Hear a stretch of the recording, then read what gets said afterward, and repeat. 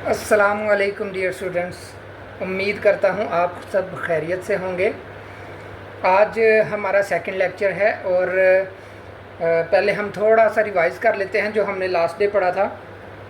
Last day हमने SLO 1.1.1 किया था, जिसमें हमने physical features of the plain को डिस्कस किया था। इसमें हमने सबसे पहले प्लेन की डेफिनेशन को डिटेल के साथ देखा था। Different parts of the world में प्लेन्स को कैसे डिफरेंट नाम दिए जाते हैं, जैसे ग्रासलैंड, स्टेप्स, टुंड्रा, ये सारे डिफरेंट नेम्स हैं प्लेन्स के। अच्छा, फिर उसके बाद हमने SLO 1.1.2 डिस्कस किया था, जिसके अंदर हमने पढ़ा था differentiate between plain and the plateau. तो प्लेन एंड प्लेट्यू में हमने प्लेन के तो ऑलरेडी हमने बहुत डिटेल से डिस्कशन की थी। उसके बाद जो प्लेट्यू है, प्लेट्यू को हमने डिस्कस किया था कि ऐसा लैंडस्केप जो कि ज़मीन से ऊपर हो और ऊपर से फ्लैट हो, ठीक है। तो उसके अलावा हमने माउंटेन को डिस्कस किया था कि इसकी पॉइंटी समिट होती है। तो स्टूडेंट्स, ये हमने 2 SLO लास्ट डे कवर किए थे हमारे प्रीवियस लेक्चर में। आज हमारा थर्ड लेक्चर है 1.1.3। अच्छा, अब इस SLO में हम पढ़ेंगे some major types of plains, ठीक है। ये आपका 1.1.3 है, जिसमें हम some major types of plain पढ़ेंगे। ओके, मैं साथ साथ आपको बुक से रीड करूँगा, फिर एक्सप्लेन करूँगा और साथ साथ आप विजुअल्स भी देख सकेंगे ताकि आपकी अंडरस्टैंडिंग ज़्यादा अच्छी हो जाए। पेज नंबर 4 से मैं पढ़ना स्टार्ट कर रहा हूँ। पेज नंबर 4 आपके सामने है। Broadly there are various type of plains on the basis of formation. वो कह रहा है कि फॉर्मेशन की बेस पे, यानी प्लेन जब बनते हैं तो उनके बनने की बेस पे प्लेन्स मुख्तलिफ़ किस्म के हैं। अब उनमें कौन कौन सी टाइप है, उसमें सबसे पहले है इरोजनल प्लेन्स। इरोजनल प्लेन क्या हैं? These plains are formed in millions of years due to the action of various agents like river, glacier and wind. Okay, इसमें हमें उसने ये बताया है कि जो इरोजनल प्लेन्स हैं वो इरोजन की वजह से बनते हैं। अब इरोजन कौन करता है? मुख्तलिफ एजेंट्स है। इरोजन का क्या मतलब है? इरोजन का मतलब होता है किसी चीज़ का टूटना और टूट के एक जगह से दूसरी जगह शिफ्ट हो जाना, इसको हम इरोजन कहते हैं। और ये टूटता और शिफ्ट किस वजह से होता है, तो उसके लिए उसने एजेंट्स का जिक्र किया यहाँ पर, और उन एजेंट्स में रिवर, ग्लेशियर एंड विंड को उसने बयान किया है। तो ये वो एजेंट्स हैं जो कि किसी भी मटेरियल को इरोड करते हैं, इरोड करके वहाँ पे वो एक प्लेन सरफेस को छोड़ देते हैं, जो फिर बाद में इरोजनल प्लेन कहलाता है। When the higher landforms are eroded into level plains areas, for example, Lorraine Plain in France, ठीक है। उसने आगे एग्जांपल दी है कि जो लोरेन प्लेन्स है फ्रांस का, वो एक इरोजनल प्लेन है, ठीक है, जो कि इरोजन की वजह से बना है, ठीक है, जो कि इरोजन की वजह से फॉर्म हुआ है। और इरोजन में कौन से एजेंट्स हैं? रिवर है, ग्लेशियर है एंड विंड है, ठीक है। ये इरोजनल एजेंट्स हैं जिनकी वजह से इरोजनल प्लेन फॉर्म होता है। ओके, तो हमारा सेकंड प्लेन है डेपोजिशनल प्लेन। अब जैसे हमने पहला पढ़ा कि इरोजनल प्लेन इरोजन की वजह से बनता है, और इरोजन मैंने आपको बताया, और दूसरा हमारा जो प्लेन है वो डेपोजिशन की वजह से बनता है। अब डेपोजिशन क्या चीज़ है? डिपॉजिट होना, ठीक है, किसी चीज़ का किसी चीज़ पे डिपॉजिट हो जाना, पड़े रह जाना, रख देना, सादा अल्फाज में अगर कहें। आगे एक्सप्लेन करूँगा, आपको समझ लग जाएगी। This type of plain is formed by deposition of sediments brought down by the river, glacier and winds. Same वही चीज़ है। वो कह रहा है कि ये वाले जो लैंड फॉर्म है ये डेपोजिशन की वजह से बनते हैं। और डेपोजिशन किस चीज़ की डेपोजिशन? सेडिमेंट्स की डेपोजिशन। अब सेडिमेंट्स क्या हैं? सेडिमेंट मीन्स कि अगर कोई रिवर, कोई विंड, कोई ग्लेशियर आ रहा है तो वो अपने साथ डिफरेंट किस्म की चीज़ें लेके आता है, ठीक है। उन चीज़ों में क्या है, उन चीज़ों में रेत हो सकती है, मिट्टी हो सकती है, छोटे पत्थर जिनको पेबल्स कहते हैं वो हो सकते हैं, ये बड़े पत्थर लाइक बोल्डर्स हो सकते हैं, ठीक है।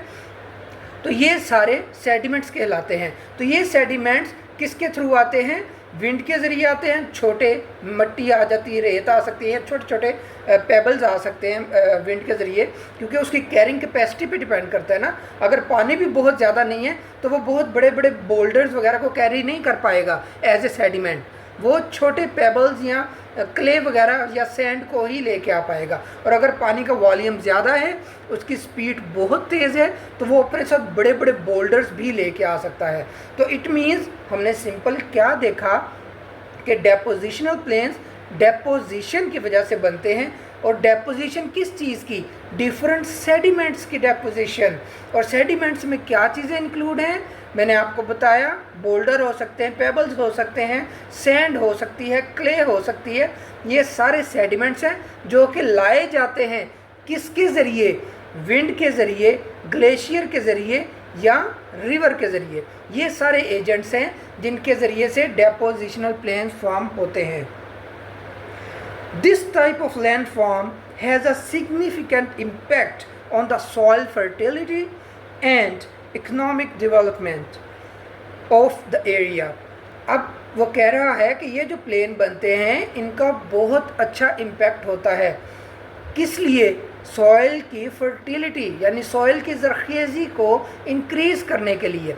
सॉइल की ज़रख़ेज़ी या फर्टिलिटी का क्या मतलब है, इन सिंपल वर्ड्स, अगर आप किसी ज़मीन में कोई बीज, कोई सीड आप लगाते हैं तो उससे अगर पौधा निकल आता है और अच्छा निकलता है, सेहतमंद पौधा निकलता है, इट मीन्स कि वो ज़मीन फर्टाइल है, सेहतमंद है, ज़रख़ेज़ है।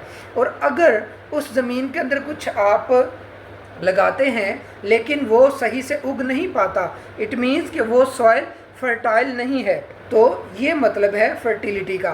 तो डेपोजिशनल प्लेन्स आपको हाई फर्टिलिटी प्रोवाइड करते हैं जिससे आपकी इकोनॉमिक डेवलपमेंट होती है। How economic development related to the depositional plain, अगर कोई एरिया आपका अच्छा फर्टाइल है तो वहाँ पे आपकी पैदावार बहुत अच्छी होगी। अगर आपकी पैदावार से क्या मुराद है, फॉर एग्जांपल आपने गंदम की फसल लगाई, चावल की फसल लगाई, गन्ने की फसल लगाई, कोई भी आपने फसल, कोई क्रॉप ग्रो की, तो क्या होगा, वो हाई यील्ड आपको देगी, आउटपुट अच्छी देगी। अच्छी आउटपुट का क्या मतलब है कि जब वो आप मार्केट में सेल आउट करेंगे तो वो आपको अच्छा और ज़्यादा मुनाफा प्रोवाइड करेगी, जिससे इकोनॉमिकली जो वो रिलेटेड एरिया है वो बूस्ट अप होगा, ठीक है। तो इसे हम इकोनॉमिक डेवलपमेंट कहेंगे। A coastal plain is a piece of land that is laying low and adjacent to the sea coast. अब इसी के अंदर उसने एक कोस्टल प्लेन का भी थोड़ा सा जिक्र कर दिया है, मैं भी थोड़ा सा ही बताऊंगा क्योंकि आगे इसको हम डिटेल से पढ़ेंगे। ये एक प्लेन है, प्रॉपर प्लेन है एक कोस्टल प्लेन, यानी ऐसा प्लेन जो कोस्ट, सी कोस्ट के साथ है, एडजेसेंट है, ठीक है, उसकी बात करेंगे। और वो कह रहा है कि वो लो लेइंग होता है, ठीक है, यानी लेवल होता है, ज़मीन के साथ होता है, वो कोई हाइट या एलिवेशन पे मौजूद नहीं होता, ये जो कोस्टल प्लेन है, ठीक है। तो बाकी इसकी डिटेल हम आगे जब इसको पढ़ेंगे उसमें बताऊंगा। इसके बाद हमारी थर्ड टाइप आती है river plane.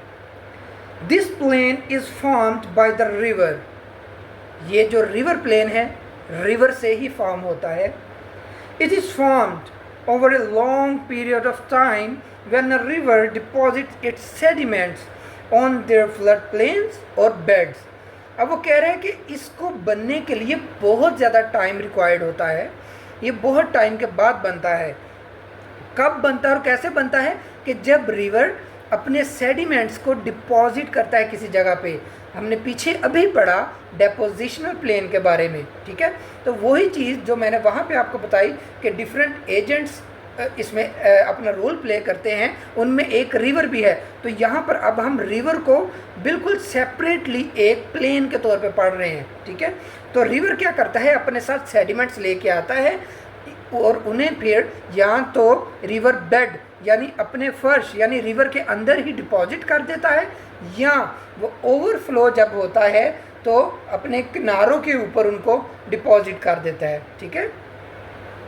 For example, the Indus river plain is a vast expanse of fertile land with a gentle slope from the Himalayan pediment in the north to the Arabian Sea in the south. अब यहाँ पर उसने Indus river plane की example दी है।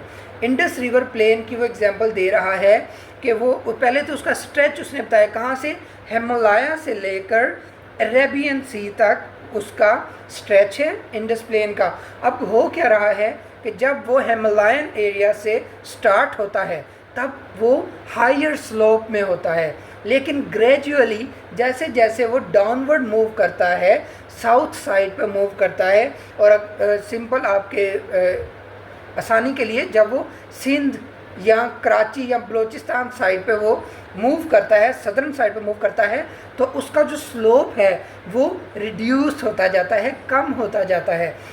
अब अगर slope reduce होगा तो इट मीन्स कि उसकी स्पीड भी स्लो होती जाएगी। तो जब स्पीड स्लो होगी तो मैंने आपको शुरू में बताया था कि अगर रिवर की स्पीड ज़्यादा है तो वो ज़्यादा बड़ा लोड अपने साथ कैरी कर सकता है। तो इसी तरह जैसे जैसे ये रिवर सदर्न साइड पे मूव करता रहेगा, हिमालय से अरेबियन सी की तरफ मूव करेगा, तो उसका स्लोप कम से कम होता जाएगा। तो स्लोप कम होगा तो इट मीन्स उसकी फ्लोइंग कैपेसिटी, उसके पास जो एनर्जी है फ्लो करने की, वो भी ग्रेजुअली रिड्यूस होती जाएगी, कम होती जाएगी, जिसकी वजह से क्या होगा, उसकी अगर स्पीड कम होगी तो वो अपने साथ लोड को खींच के नहीं ले जा सकेगा।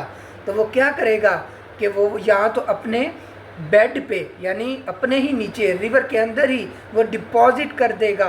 डिपॉजिट करना मतलब छोड़ देगा अपने लोड को और वो उधर ही गिर जाएगा, या वो अपने जो किनारे हैं दरिया के वो वहाँ पर उन्हें छोड़ना शुरू कर देगा, जिसकी वजह से रिवर प्लेन बनेगा। अब रिवर प्लेन को ही उसने आगे दो टाइप्स में डिवाइड किया है। पहली टाइप क्या है, एलुवियल प्लेन्स। अब एलुवियल प्लेन्स क्या होते हैं, when the river enters into the plain stage, वो कह रहा है कि जब रिवर प्लेन स्टेज में एंटर होता है, प्लेन स्टेज का क्या मतलब है कि उसका स्लोप ख़त्म हो गया है, उसका ग्रेडियंट ख़त्म हो गया है, ठीक है, उसकी स्पीड रिड्यूस हो गई है, ठीक है, ये मतलब है प्लेन एरिया में जब वो एंटर होता है। The slope and the speed of the river reduce, which caused deposition of the alluvium brought by the river flowing forming alluvial plain। Same वही बात जो मैं आपको पहले से बताता आ रहा हूँ कि जैसे ही वो प्लेन स्टेज में एंटर होगा तो उसकी स्पीड, उसका ग्रेडियंट, उसका स्लोप रिड्यूस हो जाएगा। जैसे ही उसमें कमी आएगी तो उसने जो लोड उठाया हुआ है अपने अंदर, कौन सा लोड, उसने बोल्डर उठाया है, उसने छोटे छोटे पत्थर कंकरियाँ उठाई हुई हैं, उसने क्ले उठाई हुई है, उसने सैंड उठाई हुई है और डिफरेंट मटेरियल्स उसने उठाए हैं, वो उन्हें लेकर नहीं जा पाएगा। तो जब ऐसा होगा तो वो उन्हें वहाँ पे डंप कर देगा, प्लेन एरिया पे छोड़ देगा, तो क्या बनेगा, एलुवियल प्लेन बनेगा। एग्जाम्पल में क्या दे रहा है वो, इंडो गिग्नेटिक प्लेन, इंडो यानी हमारा इंडस रिवर की बात कर रहे हैं, और गिग्नेटिक यानी गेंजिस रिवर जो इंडिया से फ्लो करता है, गेंजिस रिवर, उसकी बात हो रही है। तो इन दोनों को मिला के जो प्लेन बन रहा है उसको इसने जिक्र किया है, Indo Gangetic plain across India, Bangladesh and Pakistan. और सेकंड एग्जांपल है पो वैली इन इटली। तो ये एग्जांपल थी एलुवियल प्लेन की। अब सेकंड टाइप जो है रिवर प्लेन की वो है फ्लड प्लेन। फ्लड प्लेन जैसे नाम से ही आपको पता चल रहा है कि ऐसे प्लेन की फॉर्मेशन जो कि वाटर की फ्लडिंग से, फ्लडिंग का क्या मतलब है कि जब पानी ओवरफ्लो हो जाता है, अपने किनारों से बाहर आ जाता है, उसकी वजह से जो प्लेन बन रहे हैं उसे फ्लड प्लेन कहेंगे। अब ये बन कैसे रहे हैं तो मैं भी आपको बताता हूँ। पेज नंबर 5 पे मैं स्टार्ट कर रहा हूँ पढ़ना। A flood plain refers to an area of flat land along river sides. Flood plain क्या चीज़ है? एक ऐसा एरिया है which is situated at along side of the river. ठीक है, कि रिवर की साइडों पे जो एरिया है उसको हम फ्लड प्लेन कहेंगे। Flood plains are usually subjected to flood when the adjacent water body overflows. अब वो कह रहा है फ्लड प्लेन बन कैसे रहे हैं, फ्लड प्लेन के ऊपर फ्लड आ कैसे रहा है। सिंपल चीज़ कि जब रिवर के अंदर मौजूद पानी की क्वांटिटी इंक्रीज़ हो जाती है तो वो क्या करता है, अपनी जगह से बाहर आ जाता है, बाहर आके वो जो साइडों की ज़मीन है उसके ऊपर आ जाता है, जिसकी वजह से फ्लड प्लेन फॉर्म होते हैं। फॉर एग्ज़ाम्पल, आप पानी का एक गिलास लेते हैं तो आप एक गिलास में पानी डालते जाएंगे तो एक वक्त आएगा कि जब पानी गिलास से बाहर गिरना शुरू हो जाएगा, ठीक है, और साइडों पे फैलना शुरू हो जाएगा। तो यही इसी तरह रिवर में भी होता है कि जब रिवर में एक ख़ास कैपेसिटी होती है जितना वो पानी ले सकता है, तो जब उस कैपेसिटी, उस क्वांटिटी, उस ताकत से ज़्यादा उस रिवर में हम पानी डालेंगे तो वो ओवरफ्लो होगा, बाहर निकल के फैलना स्टार्ट कर देगा। ठीक है, these plains are often fertile and good for agriculture. Same चीज़ है कि इस तरह के जो प्लेन फ्लड के ज़रिए से जो बनते हैं वो फर्टाइल होते हैं और एग्रीकल्चर के लिए बहुत ज़्यादा अच्छे होते हैं, सूटेबल होते हैं। For example the Indus plain. अब यहाँ पे एग्जाम्पल उसने दी है इंडस प्लेन की। ओके स्टूडेंट्स, इसके बाद हमारी फोर्थ टाइप है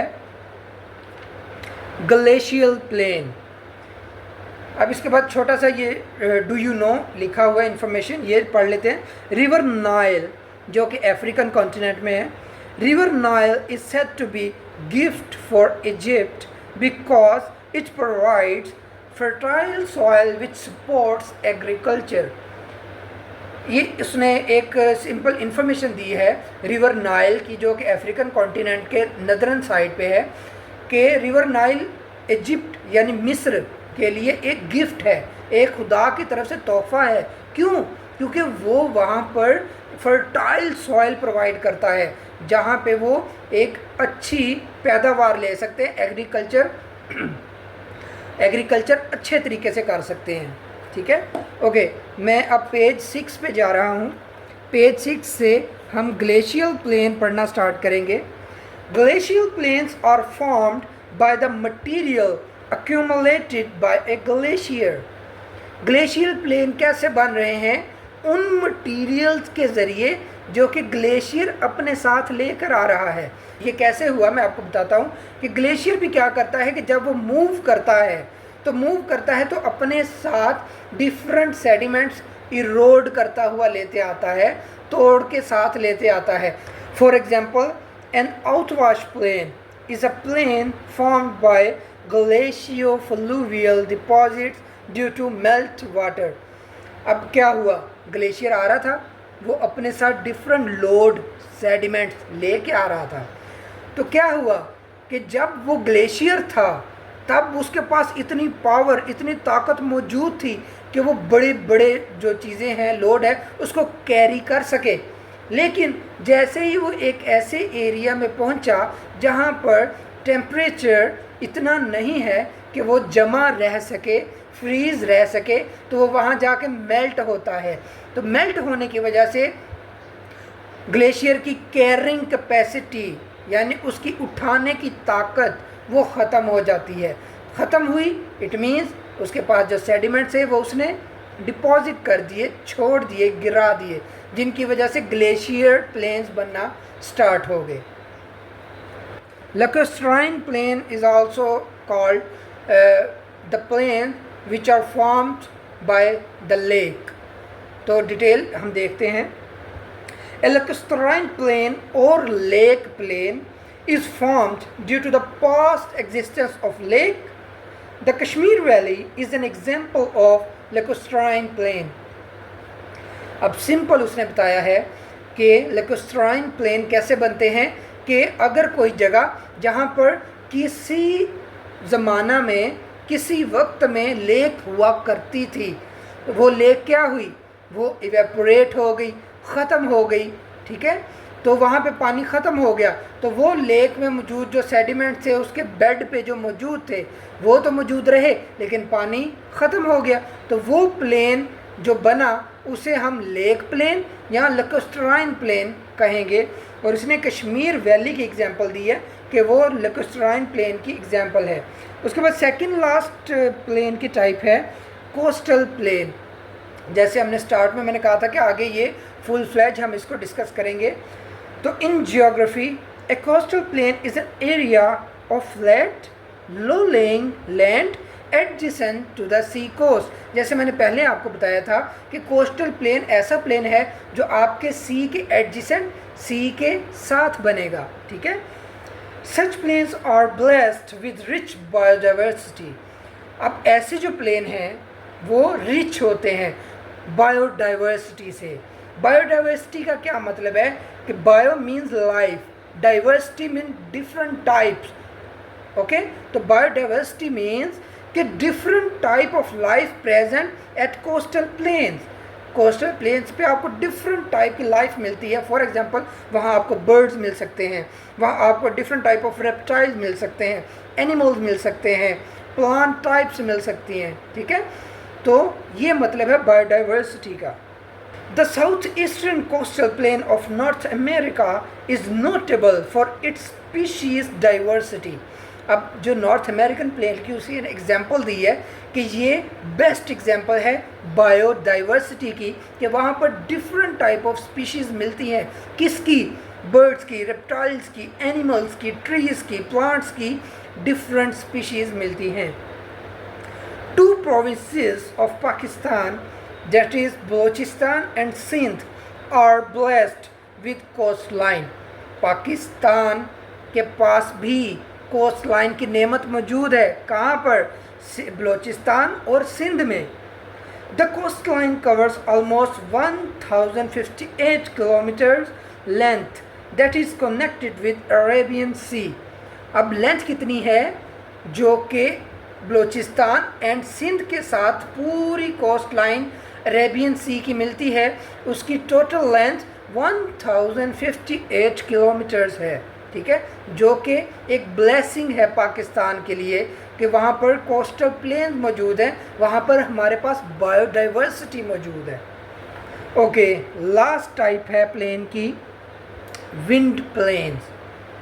नेम से ही, हर एक के नेम से ही उसकी डिटेल है। The wind is the main geomorphic agent in the hot desert. अब ये इस टाइप के जो प्लेन्स हैं आपको मेजॉरिटी में डेजर्ट एरियाज़ में मिलेंगे। क्यों? क्योंकि वहाँ पे अवेलेबिलिटी ऑफ ग्लेशियर नहीं है, अवेलेबिलिटी ऑफ फ्लोइंग वाटर नहीं है, तो वहाँ पे आपको एक ही चीज़ मिलती है जो कि है विंड, जो कि इरोजनल और डेपोजिशनल एजेंट है, ठीक है। होता क्या है, winds in hot desert have greater speed which cause erosional and depositional activities in the desert. Wind मैंने पहले बताया कि वो बहुत फास्ट फ्लो करती है, जो कि अपने साथ फिर डिफरेंट मटेरियल को कैरी कर लेती है। अब वो मटेरियल कैरी तो करती है, यानी इरोजन की उसने, और फिर वो डिपॉजिट करती है, छोड़ती है material, it means depositional activity होती है। Wind plain is a broad flat area of desert covered with wind-swept sand and with little or no vegetation cover। अब वो बता रहा है कि विंड के ज़रिए से जो प्लेन फॉर्म हो रहे हैं वो बहुत ज़्यादा वास्ट होते हैं। और क्या होता है, यहाँ पे आपको एक वर्ड मिला विंड स्वेप्ट सैंड। विंड अब क्या करेगी, वो जब फ्लो करेगी तो जो रेत के टीले हैं, जो रेत मौजूद है, उसको उठा के स्वेप्ट वे करेगी और नेक्स्ट प्लेस पे डंप कर देगी। एक जगह से स्वेप लेके चले जाएगी और दूसरी जगह डंप कर देगी। When the high relief structure in desert are reduced to low featureless plains by the activities of winds, these are called pejiplains. अब विंड की इरोजन की वजह से और डेपोजिशनल एक्टिविटी की वजह से जो प्लेन फॉर्म हो रहे हैं उसे हम पेजिप्लेन कहेंगे। ठीक है, यानी टर्म स्पेसिफिकली यूज़ होगी जिसे हम पेजिप्लेन कहेंगे। स्टूडेंट्स, यहाँ पर हमारी प्लेन की टाइप्स एंड होती हैं। उम्मीद है कि आपको समझ आई होगी और आपने ध्यान से लेक्चर को सुना होगा। अब आपके ज़िम्मे काम है कि आपको जो वर्कशीट इस लेक्चर से रिलेटेड प्रोवाइड की जाएगी वो आपने सॉल्व करनी है और मुझे रिटर्न करनी है। ठीक है, उसी की बेस पे आपकी प्रेजेंस जो है वो कंसीडर की जाएगी। ठीक है, तो इंशाल्लाह मिलते हैं नेक्स्ट लेक्चर में। अल्लाह हाफिज़।